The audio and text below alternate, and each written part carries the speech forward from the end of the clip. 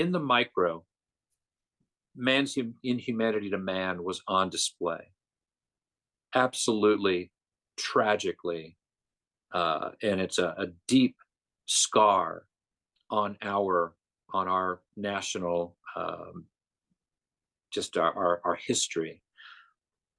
But then if we pull back from the macro, that was the world that was happening at the time.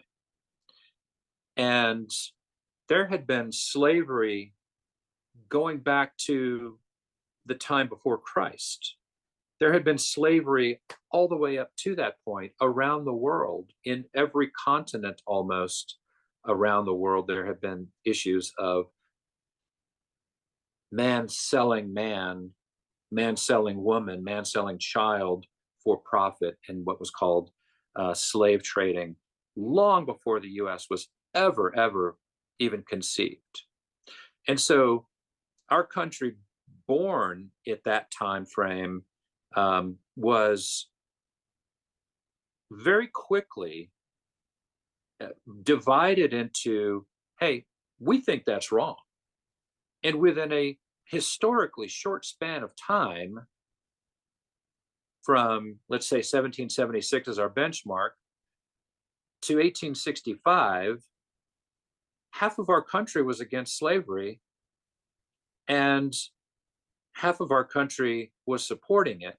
But we went to a war. We went through a war to end slavery in our country in a span of basically 2 generations of our country's existence. That is something that was, I believe, in the minds of the original founders. And it is something that I believe should be celebrated, that even in this dark time where slavery was ubiquitous around the world, we fought to end it, and lives were sacrificed in order to create freedom for the slaves. Now, continuing on that level of the macro, when you look at past or beyond the Civil War, you had the Jim Crow South, basically Democrats controlling local levers of government in every state. You had the militant arm of the Democrat Party, which was the KKK, enforcing and terrorizing communities. Fast forward into the 1916, 1917, 1918 timeframe under Wilson, where he absolutely introduced segregated service in our military during a time of war, which carried well into World War II. When you talk about systemic racism, that was introduced and fomented by Democrat governments, Democrat-led governments of Wilson, of Roosevelt, and perpetuated until resolved many years later in our military.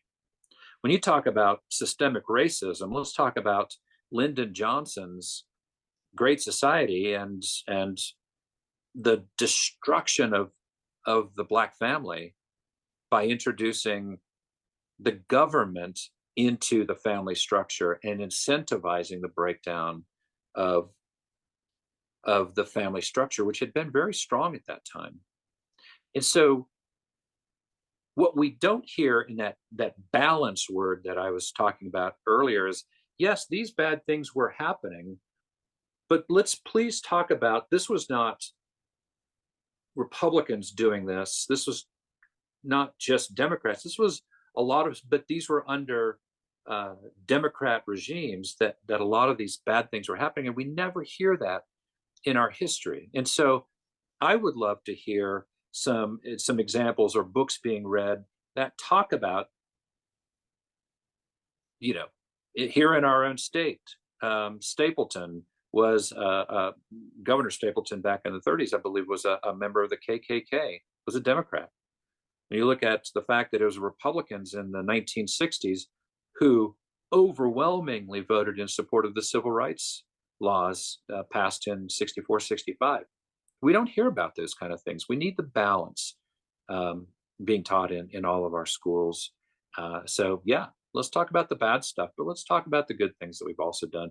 And I just talked about the example of pre Civil War, post Civil War, as my example. Okay.